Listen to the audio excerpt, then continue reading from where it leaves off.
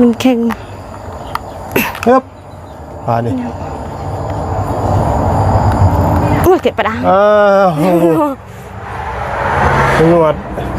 สินนี่ตัวเดียวที่สินนี่ไปซื้อให้แม่ซื้อได้เดือนนะเพิ่งมาซื้อนะหายซื้ออีกบ่เด้อเพราะว่าบ่มีสินอาบน้ำเลยไปขอแม่ว่าซื้อสินให้แน่ใช่ซื้อแล้วแบบว่าเฮาสะพายซื้อนะสะพายส่งเด้ออ้ายสะพายส่งดิเด้อเพราะว่าเห็นว่าน้องบ่มีนะก็เลยเอาซื้อให้เฮาบ่มีเฮาไปขอเด้บ่มีบ่กล้าขอจักไผก็แต่ว่าขอบ่กล้าตั้งแต่ขอหมู่ปฏิเสธยันอายบ่โอ้มาวันนี้ปกติเนาะปกติบ่กันเกิดอะไรสินแท้บ่เคยใช้สินแต่ว่าบ่มีสินบ่มีสินใช่สินไปซั่นนี่สินอาบน้ำสินอาบน้ำเอาจะติดไว้ก่อนซะเดี๋ยวตาลุงบ่ได้ยินโอ้บ่มีสินเด้โยนสินอันนี้ก็ได้อันบ่เขาจะถามสินมีจักโตทั้งหมดทั้งมวลหนังก็ได้อ่ะนี่ก็ได้เนาะดิได้กันสินเคยป่ะแม่นมีแต่อันนี้แหละพื้นเดียวนี่เลยส่งก็มีแต่ส่งเดียวส่งกับพื้นเดียวเด้อเพราะว่านี่ส่งทงก็มีแต่แบบว่าส่งทงนั่งอยู่กันซื่อๆแต่ว่าส่งทงไปเวียกไปงานอันนั้นคือส่งอันส่งไปแล้วจังค่ะว่าส่งนี่น่ะส่งแบบใส่ไปลิ้นในบ้านนี่บ่ด้วยแต่ว่าส่งมีตัวเดียวก็เลยนุ่งสินต่อลงมาพี่จ้ะมาคุยกันก่อนถามไทยต้องมันก่อนพี่น้องเว้ยโอ้ยเนาะพี่น้องเว้ยส่งมีแต่ส่งเดียวอย่างนั้นนะพี่น้องไม่ส่งตัวเดียวพี่น้องเฮ้ยเบิดครัวเฮือนส่งน้องเพิ่นมีตัวเดียวนี่ที่ว่าอันเพิ่นใส่แบบว่าไปยามอยู่เฮือนเนาะด้วยย้อนแรกเขาบอกว่าไปจักเขาบอกในไปลองอันนั้นก็เลยนึ่งทรงนี้ไปลองกันนุ่งส่งอันนี้ด้วยว่าไงไปใส่ภาษากันใส่ส่งตัวเดียวนี่เนาะด้วยสินกะตัวเดียวนี้ด้วยนี่ก็สินอาบน้ำสินอาบน้ำครับเด้อห้องน้ำก็มีเหมือนที่อาบน้ำเลยบ่เขาไปได้อาบน้ำอยู่ในห้องน้ำไม่ใช่จ้ะอาอยู่ก๊อกปุ๊ด้วยไปเสียอยู่ในห้องน้ำก็ไปคือละว่าเห็นว่าแต่เขามีทางอาบน้ำในห้องก็ได้หรือเปล่า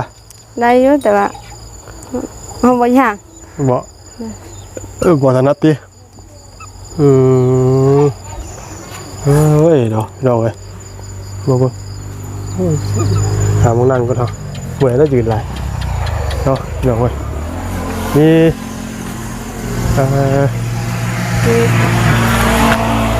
นั่งนี่ก็ได้มะนั่งพี่ก็ได้พี่น้องเว้ยคุยนี่ก็ได้นั่งไม่ได้เป็นยังจะลงฮะนั่งไม่ได้เป็นยังจะนั่งย่อดิมันบ่ได้เลยเมื่อยเลยเพื่อจบคลิปเนาะฮะ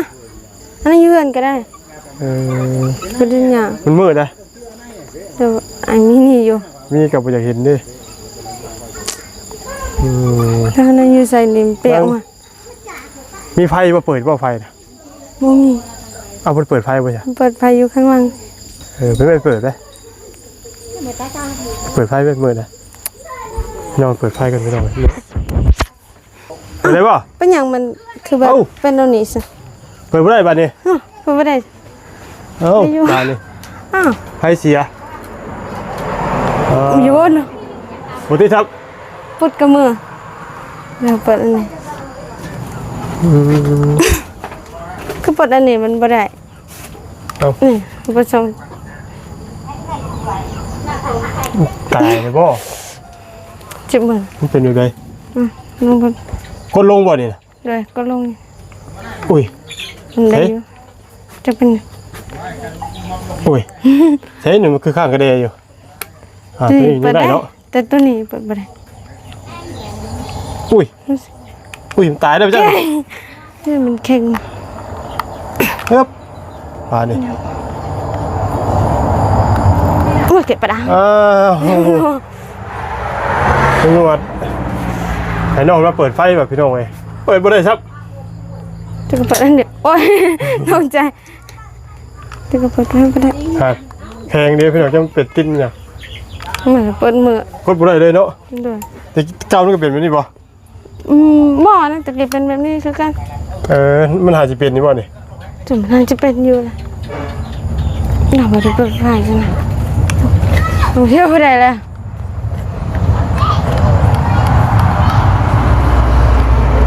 ได้พี่น้องบ่ได้จะได้บัดนอนมืดไปแรงบัดนี่ เป็นอย่างว่าคือบ่ได้มันแห้งเลยได้นี่เด้แต่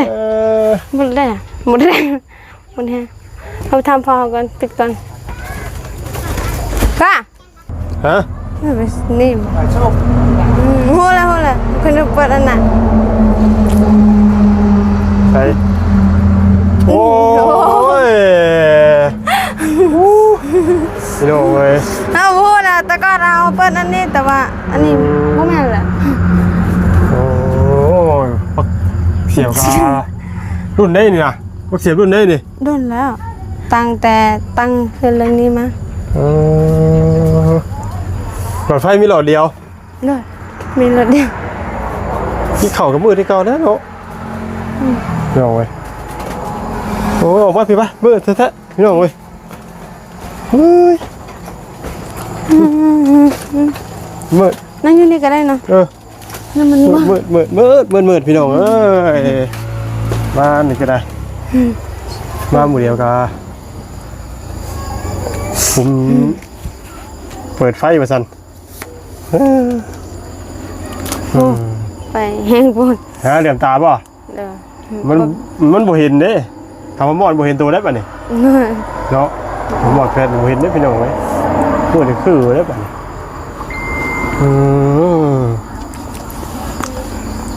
โอ้มีสินตัวเดียวติ เดี๋ยวให้มีตัวเดียวนี่นะ บัดทั้งมีสินตัวเดียวนี่แหละพี่น้องเว้ยเสือได้จ้ะ จะมีอยู่ มีเล็กโตเสือ มีแบบว่าหมูเฮาเอามาให้นะ ว่า โดยหมูทางญาติพ่อเฮานะ เขาบ่หาตัว ฮะ เขาบ่หาตัว ประมาณ4ตัวนะ มัน4ตัว เด้อ อันมีได้4ตัวติ เด้อมี4ตัวแต่ว่าเสื้อกันหนาว3 โอ้ยเราพี่น้องโอ้ยกะคนที่มีเสียผ้าก็มีใส่จนใส่ถิ่มใส่เสียเนาะคนที่บ่มีกะพี่น้องเว้ยมีคำบรรยายเนาะเสือตัวนั้นคือสิเป็นเสือนักรบเนาะเสืออันน่ะเสือรบส่งลายเนาะ เด้อ เป็นที่ผ้าอยู่เป็นเสือนักรบด้วยพี่น้องเว้ยน่ะ เสือไปอยู่ป่าเสือนั้นตลอด อันนั้นเป็นเสืออยู่ป่าเนาะ เด้อ สินนี่ตัวเดียวติสินนี่ไปซื้อให้ แม่ แม่ เด้อ ซื้อได้เดือนน่ะ เพิ่งมาซื้อนะ ให้ซื้ออีกบ่ เด้อเพราะว่าบ่มีสินอาบน้ำ อ๋อ เลยไปขอแม่ว่าซื้อสินให้แน่เฮาขอก่อนได้เฮา แม่นว่า เด้ออย่า ขอให้แม่ซื้อให้ติ เด้อถ้าไม่หายเฮาบ่เว้าแล้ว เพราะว่าทั้งแม่เราก็บ่มีเนาะ เด้อ สักเราสิหามาใช้พี่น้องคือเห็นนั่นแหละว่าง่ายก็สิขอแบบว่าเงินจากการค้าขายหน่อไม้เนาะ เด้อ เก็บไว้แล้วก็พออาจสิมีคิดว่าบิแบ่งมาซื้อสินได้นะพี่น้องเนาะก็ซื้อสินนี่บ่แพงปานใดแต่ว่าสินประมาณ 35 35,000เนาะ เด้อ ขายหาหน่อไม้เบิดมื้อบ่ได้พอ เด้อวันนั้นน่ะ โอ้พี่น้องเอ้ยถือว่ามันคือหมดที่บรรยายแบบไหนเนาะพี่น้องเนาะคือหนึ่งมาผมมองว่าง่ายครับวาสนาเนาะพี่น้องเรื่องบุญวาสนาของ มาเลย ไผมันแหละพี่น้อง ไป เนาะ ซื้อเยอะสิเกิดมาเฮาบ่มีเกิด ไผไปซื้อเกิดป่ะ เด้ออาย ไผไปซื้อเกิดบ่น่ะ เด้อ เขามีเยอะ เกิดขาด เด้อ ขาด ใส่ ไปเลย เกือบยังเกือบเป๊ะบ่ บ่เกือบแบบประมาณมัน เกือบ 50 ตุ๊บบ่ นะ เกือบตุ๊บบ่เกือบยัง กับ50บ่แม่นนะเกือบเฮาใส่อยู่เฮือนเลย อ๋ออันจะเวลาเจ้าไปป่าใช้เกือบยังนะ ก็ไปอยู่ป่านะก็เอาใส่ไปอยู่ป่า บ่ ก็เลยขาดหมด คือบ่ใส่เกือบตุ๊บ เพราะว่าคนอยู่เฮือนเขาก็แบบให้เฮาเอาไว้เฮ็ดเวียก อ๋อแบบว่าเกือบคู่เดียว เลย หลายคนใช้วันนี้เกิดที่ว่าเจ้าใส่ไปเลี้ยงงัวหาหน่อไม้เนาะเป็นชีวิตประจำวันแหละมันขาดบัดเนี่ยขาดอะไรก็ได้ให้ไปซื้อให้50กว่ามันเงินเฮาให้เวทอยู่จัก 50ประมาณนั้น บ่เงินที่เฮาให้ซื้อหน่อไม้นำเวทอยู่จัก ก็บ่คือกันแม่นะเพิ่นก็บ่ได้ขอนะเขาบ่มีก็บ่ขอเลย แล้วอาจจะเห็นลูกแล้วบ่มีเกิบใส่เนาะพี่น้อง ให้เขาเห็นเอง ให้เขาเอง เด้อถ้าว่าเฮาบ่กล้าขอเงินพ่อแม่ เพราะว่าเราคิดว่าลูกผมมีเกิบใส่แหละที่นี่เรากลับมาเว้นนี่พอดีทั้งอนุโมทกระซื้อน้ำมันน้ำนองของคน50,000เนาะพี่น้องเราก็คิดคิดว่ามันพอมีแบ่งซื้อเกิบให้ลูกแหละเราก็เลยต้องซื้อเนาะพี่น้องเนาะกับปกติไปได้พี่น้องเลยเนาะเป็นนุ่งหนวดหนวดกระซื้อกันพี่น้องเลยเนาะขาดเคิน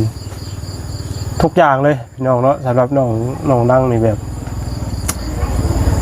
มึงคำบรรยายน้องหนวดก็บอกไปหลายรอบเลยเนาะพี่น้องเนาะคำบรรยายผมมีแล้วมีแต่คำบรรยายอักษรนะพี่น้องเลยสินตัวหนึ่งส่งตัวหนึ่ง มันส่งตัวหนึงเนี่ยอ้ายเฮาซื้อ ส่งอันนั่นบ่อ้ายบ่สิให้นะ เด้อเฮาบ่ได้ขอแต่ว่าเขาซื้อให้นะ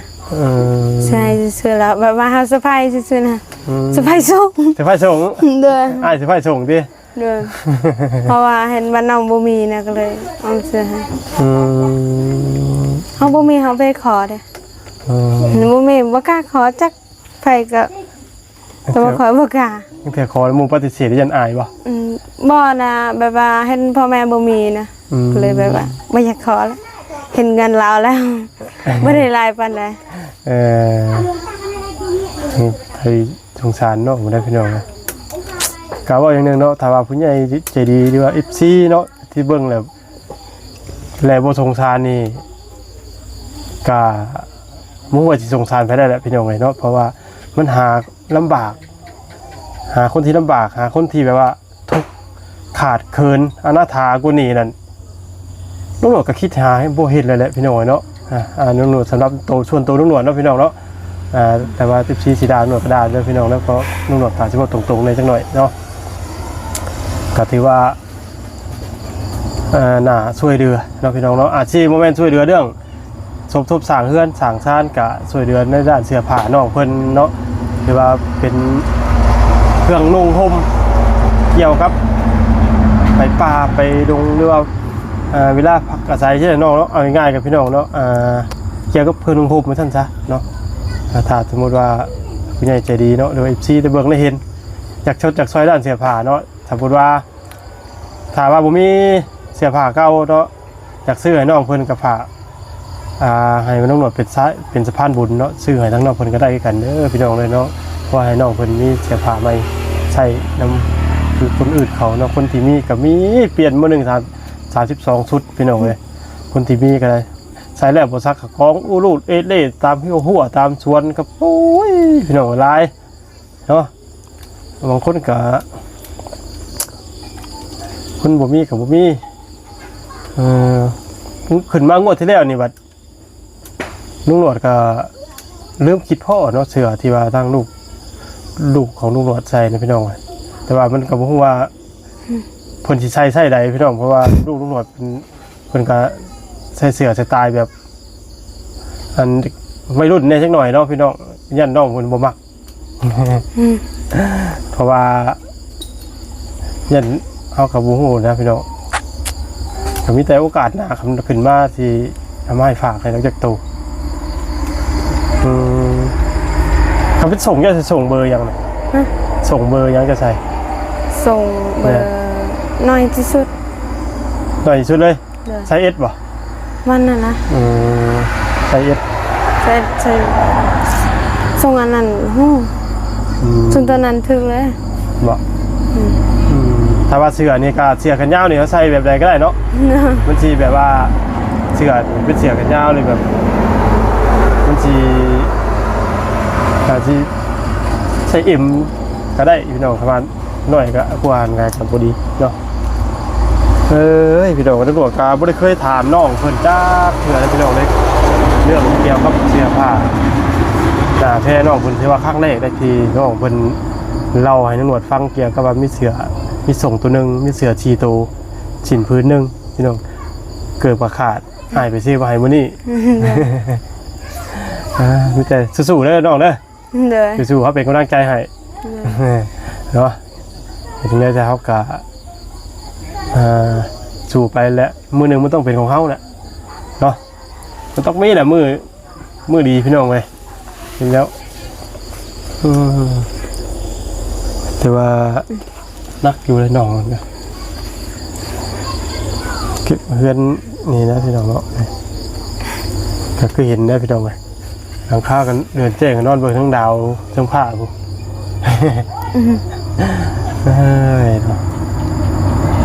บืนไปใช้บืนไปหาน้ำไม่ต่อนะหาน้ำไม่ก็ไปช่วงเช้าก็แต่จะมาจากโมงแหละเอาไปหาน้ำไม่นี่บ่แม่ประมาณ6 โมงละไอบางเถื่อกะไอเฮาบัทันไปเวียกเฮาไปก่อนโอ้บางเถื่อไอเฮาไปแล้วเฮาไปทีหลังก็ได้บ่อันเพิ่นไปหาน้ำไม่กลับมาไปเลี้ยงวัวโตคือเก่าเรื่องวันนี้ค่อยก็บ่ฮู้คือกันฟังเบิ่งเนาะบืนคำว่านั่นก็บืนทีมงานอาจสิเข้ามาเนาะถ้าว่าเป็นไปได้เนาะก็อยากให้เจ้าไปหาน้ำไม้กลับมาเลยก็อยู่เพื่อนก่อนก็ได้มื้อนึงเด้อเพราะว่าผู้อื่นยันทีมงานมาหาตัวอย่างคือบ่จันเนาะเรากลับมาจากบ้านแล้วเราแวะมาหาเป็นบ่ไปหาแล้วมาแล้วแล้วมีข่าวดียังแจ้งอยู่บ่บ่มีนะบ่มีบ่วันนี้บ่มีเนาะหัวก็บ่มีกันแล้วพี่น้องเว้ยเนาะเห็นทางพี่น้องที่ก็โอ้ยเราพี่น้องเนาะเสียอยากให้น้องเพิ่นได้รับการช่วยเหลือเนาะสิ่งต่างๆก็หลายพี่น้องเว้ยเนาะอยากให้น้องเพิ่นได้รับความช่วยเหลือพี่น้องเว้ยสิบ่ว่าก็เป็นทางเพื่อนแน่เนาะก็เป็นทางพวกเกี่ยวกับเนี่ยอยู่น่ากินเนี่ยพี่น้องเนาะเสียผ่านหน้าแพ้เนาะทางพี่น้องที่มันก็อยากให้ได้อยู่ว่าซั่นเนาะมีแต่ว่าถ้าว่า14เนาะอยากชดจากซอยด้านใดก็ติดต่อมาทางตำรวจก็ได้เนาะพี่น้องเพื่อว่าอยากให้ตำรวจเป็นสะพานบุญอยากเขาอยากทำบุญเนาะทำน้องเพิ่นก็ได้เพื่อว่าสิได้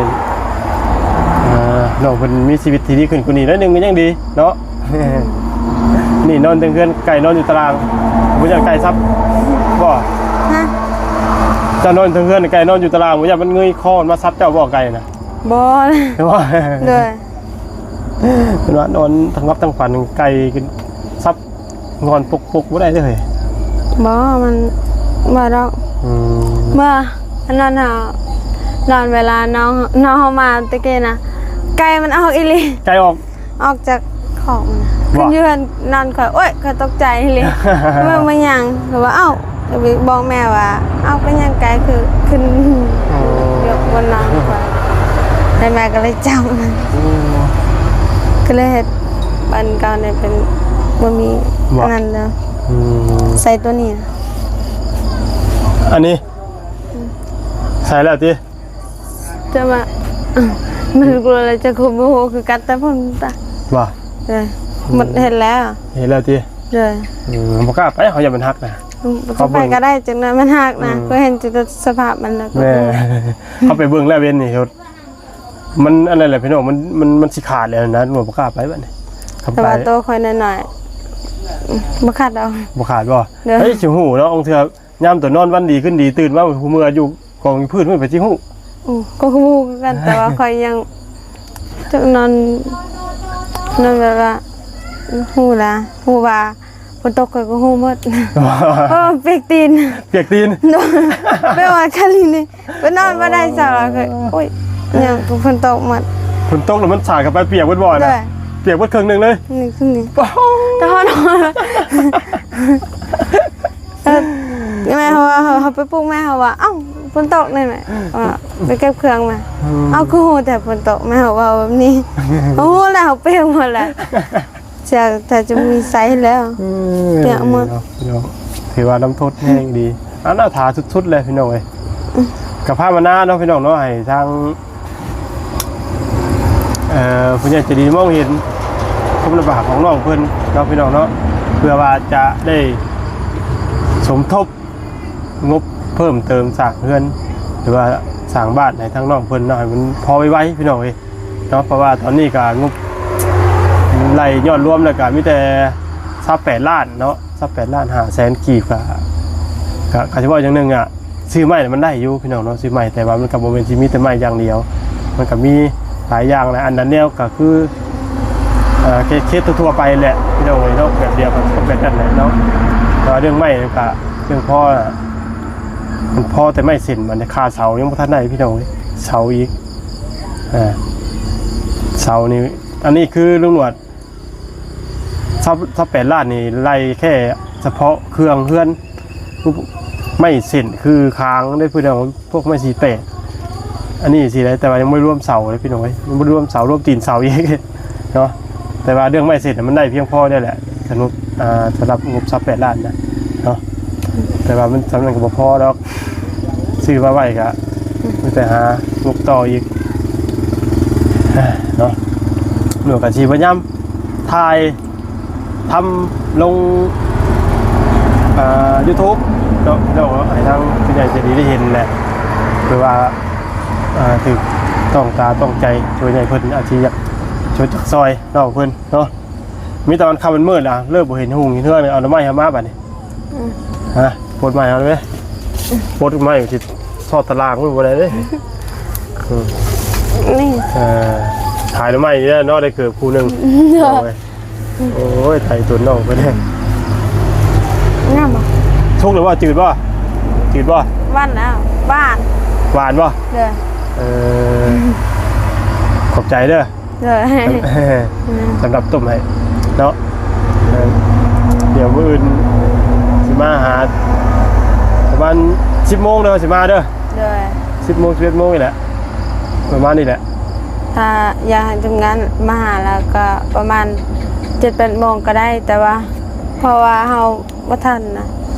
ท่านคุยนำเพราะว่าฮอด11แล้วเฮาก็เอาออกเลยว่ามันกินบ่อิ่มมันกินบ่อิ่มดิครับมื้อนั้นสิมาช่วงประมาณ2-3 มื้อเช้านี่แหละประมาณนั้นก็ถึกแล้วแต่ว่าทีมงานเขามาหาแบบว่า11ประมาณนั้นพี่เฮากำลังจะเอาออกงัวพี่เขามาหาเนี่ยนั่นเลยนึงก็มีแต่มื้ออื่นเจ้าให้แม่เจ้าไปเลี้ยงแทนก็ได้แม่บ่เมื่อยบ่มื้อนี้แม่หาน้ำไม้3เทื่อแล้วมาทำแม่เฮาก็เอาเทื่อสมมุติว่าทีมงานมาแหละพ่อเจ้ามาจังได๋ก็บ่พ่อมาจังได๋ก็บ่พ่อแหละผู้ใหญ่เพิ่นบ่เห็นได้มันต้องหึงมาถ่ายทีนึงเนาะเอาลองเบิ่งก็ได้เอาคิดก่อนเด้อเป็นห่วงงัวสามีตำรวจจะจบคลิปไปเถอะเด้อลำลาจากความชีพเด้อโดยน้องพี่น้องเราไม่ชื่อมาเศร้าน้องเพิ่นน้องพี่น้องนวลคำเมื่อนวลก็จะได้ขอจบคลิปปิดคลิปเด้อพี่น้องในภาพอาชีพโบจ้าโบแจ้งโบทั่วถึงเป็นใดกับขอกราบขอโทษขออภัยนำพี่น้องที่รัชกูทุกคนเนาะข้างนอกคนเรายิ่งหนาสงสารเสือมีเสือชีโตส่งหรือว่ากางเกงตัวหนึ่งเกือบคู่หนึ่งชื่อเว้นนี่พี่น้องเลยเนาะเกือบขาดไปจันเนาะฝากพิจารณาเนาะสำหรับเคสน้องล่างเพิ่นเนาะเห็นเนี่ยก็สงสารพี่น้องเลยเนาะอาจจะดีไม่แห้งว่าช่วยคนเด้อพี่น้องเด้อมีคำบรรยายแล้ว